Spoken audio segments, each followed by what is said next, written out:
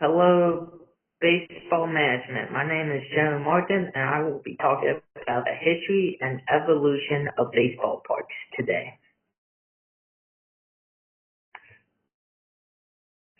So before we dive into it, I have this short 45-second clip on how ballparks get their shape.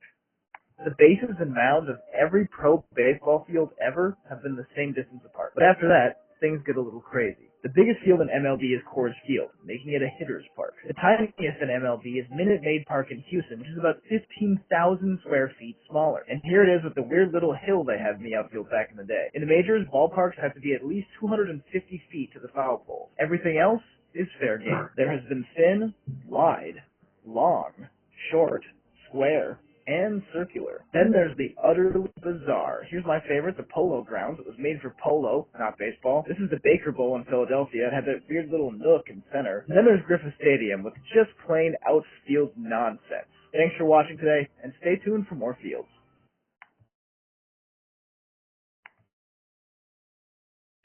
Okay, so to start off, we're going to start off with the lumber era from 1860s to 1900s. As you can see in the bottom picture here, that is Elysian Field. That's where the first baseball game took place, June 19th, 1846, in Hoboken, New Jersey. Some key features of those was that it had a diamond-shaped infield with 90-foot base path. Pitcher's mound was 45 feet from home plate, and then there was foul lines extended to separate the fair and foul territory. There was no fences, see-in, or amenities. As you can see in the picture, there's not really much separating the crowd from the playing field, and you got all the trees there. As baseball historian Curt Smith said, in his quote, insects, cow dung, and potholed infields and vast outfield terrains. That basically sums up early baseball fields. Baseball fields did not really become commercialized until Union Baseball Grounds in 1862, which is that top picture.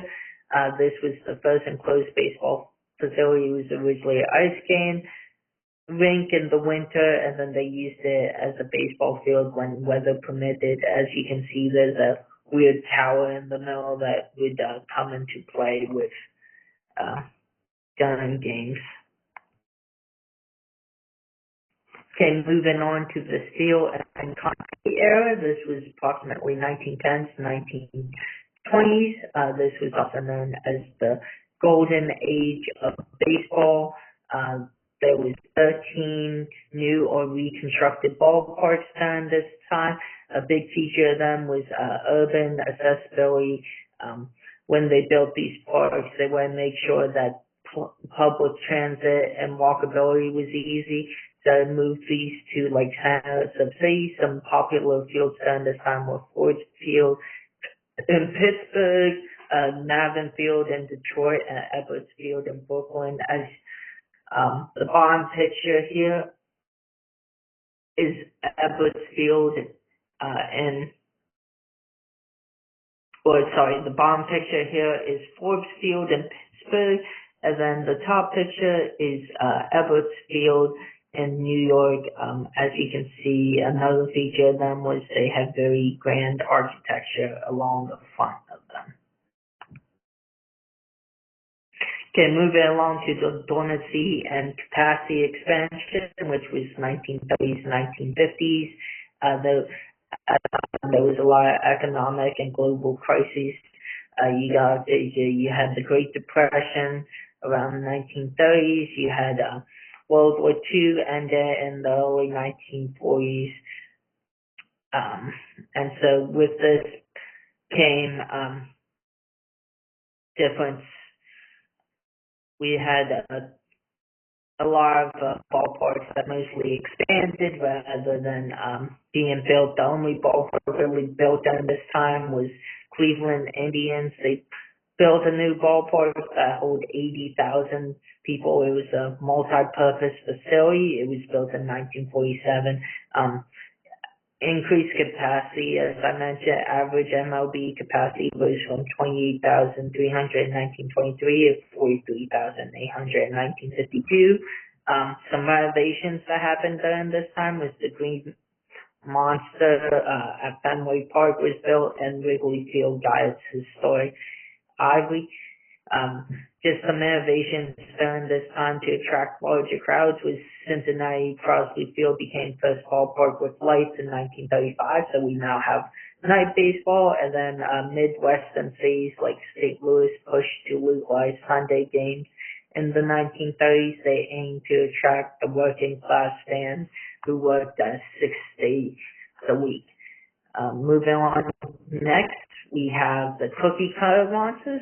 Reason these were considered cookie cutter monsters, which is in the fact that they basically rinse and repeat the same design. They were big ballparks, used multi-purpose stadiums. On the left, you can see Forbes Field, what it looked like when it was a baseball field, but then it also hosted football games, and then you had the Sky Dome in Toronto.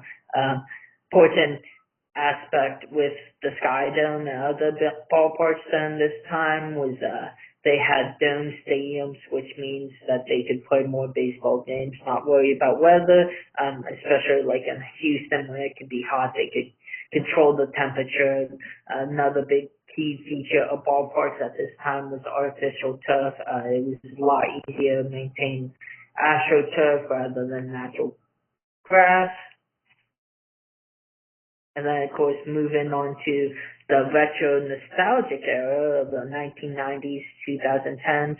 A big feature of these were, as you see, two key ballparks were PNC Park in Pittsburgh and Camden Yards in Baltimore. These are constantly the two best ballparks in MLB during this time. Reason being is they brought baseball back to a simpler time. Camden Yards has that warehouse in the right field there that overlooks the ballpark, that brings people back to the times when Baltimore was more of an industrial city. And then, of course, Pittsburgh has the sign in the back. Some other technology and fan experience during this time that was introduced was high-def screens. With these, it allowed fans to interact more while at the game. Stadiums also started introducing ballpark tours, and they introduced retail stores and restaurants that fans could interact with at the ballpark on non-game days.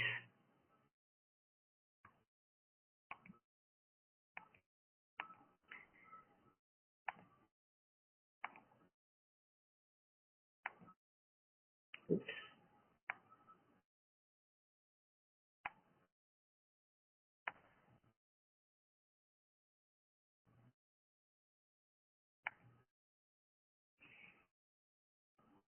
And then basically just a summary of what we covered: 1860s, 1900s, bars from basic fields and parks, fairgrounds, whatever. You just used whatever green space you had. 1910s, 1920s, you had the steel and concrete stadiums that focused on urban accessibility and grand architectural design. And then 1930s, 1950s focused on renovations, innovations, like night baseball, Sunday baseball games. 1960s, 1980s brought the cookie cutter monsters, which were moderate designs, the introduction of artificial turf in ballparks and dome roof. And then 1910s, 1990s, 2010s, the nostalgic design with modern amenities and technology. And so that's my presentation. Thank you all very much.